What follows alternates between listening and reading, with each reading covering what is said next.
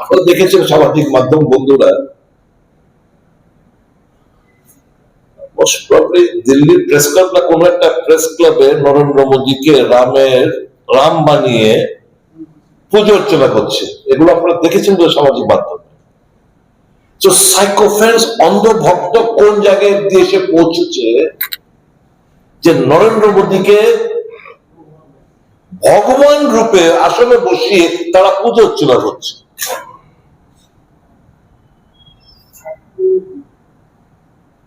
দেশের ইতিহাস, they are trying to distort the history, they are trying to rewrite history তাদের সুবিধা অনুসারে। এই যে একটা ইদানিংকাল আপনারা দেখেছেন বন্দে মাতরম নিয়ে একটা ডিবেট সারা দেশের মধ্যে বয়ে যাচ্ছে। In the year 1937 they were against, RSS was against tricolor মানে তিরঙ্গা ঝান্ডার এগেইনস্ট ছিল। এখন তিরঙ্গা ঘর ঘর তিরঙ্গার পক্ষে সওয়াল করছে। Just for their petty gains, they want to prove that they're nationalist. 53 বছর অব্দি আরএসএস এর মুখ্য কার্যালয়ে আমাদের তিরঙ্গার ঝান্ডা উঠেনি। They oppose Vande Mataram. আমাদের গর্ব নেতাজি সম্পর্কে কলকাতার এক এমপি কি নরেন রায় নাকি অনন্ত মহারাজ যা খুশি তা বলছেন। নেতাজি গুন্ডা ছিলেন, গুন্ডামি করেছেন, সে কোথাকার স্বাধীনতা সংগ্রামী, এই সমস্ত কথাবার্তা বলছেন।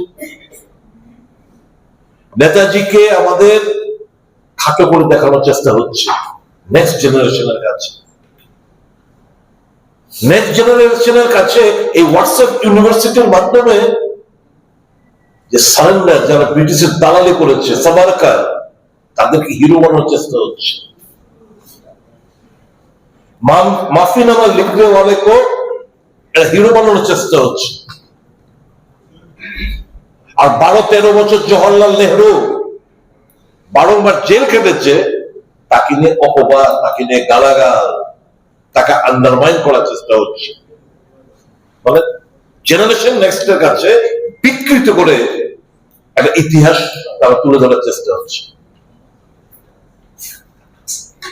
তো এই যে দেশের যে অধঃপতন সমস্ত দিক দিয়ে সোশ্যাল ফ্যাব্রিক নষ্ট করে দিচ্ছে। এসসি এক ভদ্রলোক কানপুরের গঙ্গা ঘাটে চান করতে নেমেছে, আপার কাস্টের এরা বেতরককে মারধর করেছে। অপরাধ গঙ্গা ঘাটে কেন সে স্নান করতে এলো, সে দলিত।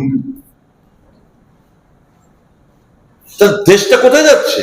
দেশে যে সোশ্যাল ফ্যাব্রিক, এটা নষ্ট করে দেওয়ার চেষ্টা হচ্ছে।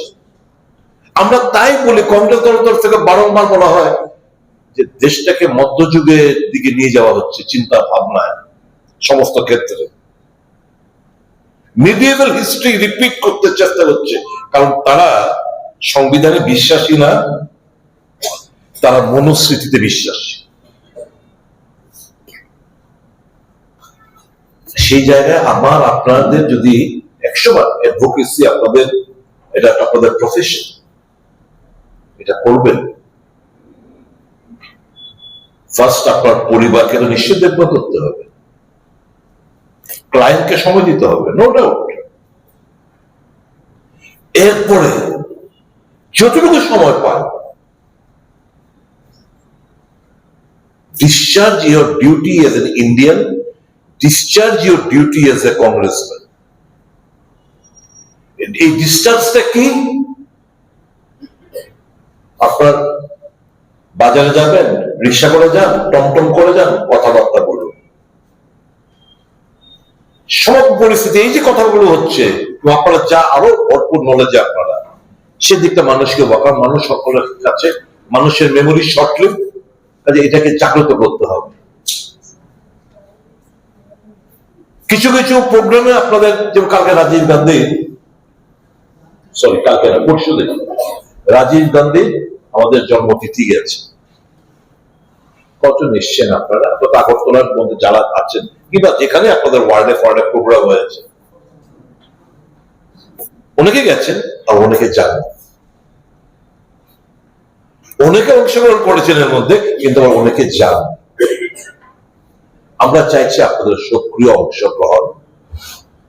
আমরা চাইছি যে সংগঠনটার সঙ্গে আপনারা জড়িত, অ্যাডভোকেটসদের কনফারেন্স করে আমাদের মেম্বারশিপ ড্রাইভের মধ্যে যারা আরো বেশি আমরা মেম্বারশিপ ড্রাইভটা করতে পারি, সেটা প্রচেষ্টা আপনারা নেবেন আমার বিশ্বাস। কিন্তু এর বাইরে যে সোসাইটি, যে পাড়া, যে বুথে আপনি বসবাস করেন, যাদের সঙ্গে কনভারসেশন হয়, ডিসকাস, মানুষকে জাগ্রত করার কাজটুকু করবেন। আপনি আপনার হাতে দৈনন্দিন খবরাখবর আপনি সংগ্রহ করতে পারছেন। You are having an android mobile. There are lot of person who do not possess an Android mobile, who are not aware of the development across the nation, across the globe. এই যে জাগ্রত করা কাজটুকু এই intellect সোসাইটিকে নিতে হবে, দেশটাকে আমাদের বাঁচাতে হবে। এই লড়াইটা we are so proud as a congressman, যে মানুষের এই লড়াইটাকে, সংবিধান বাঁচানোর লড়াইটাকে, এই দেশটা যেন রসাতলে যাচ্ছে, যে লড়াইটা রাহুল গান্ধী লড়ছেন, সেই দলের সৈনিক আমরা। He is under immense threat. His life is under immense threat. এই কংগ্রেস ওয়ার্কিং কমিটি আমি রাহুল গান্ধীকে বলে এসেছি যে সব তো ঠিক है, 29 में ये सरकार बिल्कुल नहीं आएगा, ये बात सही है। देशवासी मन बना रहा है, लेकिन don't undermine these traitors of the nation. Don't undermine these conspirators. At any point of time, they may snatch away your life. They might kill you. BJP পারে না এরকম কোন জিনিস না। এই যে সারা দেশে কতজন লেখক, কতজন বুদ্ধিজীবী, যারা লেখার প্রেক্ষিতে, আর্টিকেল লেখার প্রেক্ষিতে, সামাজিক মাধ্যমে লেখার প্রেক্ষিতে, কথা বলার প্রেক্ষিতে, they are still behind the bars. Supreme Court, High Court, Judiciary crumbled. Media crumbled. National media crumbled. Judiciary crumbled. উপলব্ধি করছেন না? আমাদের হাইকোর্ট দেখে উপলব্ধি করছেন না আপনারা? সুপ্রিম কোর্ট অবস্থা থেকে উপলব্ধি করছেন না আপনারা? Try to assess the situation of the country.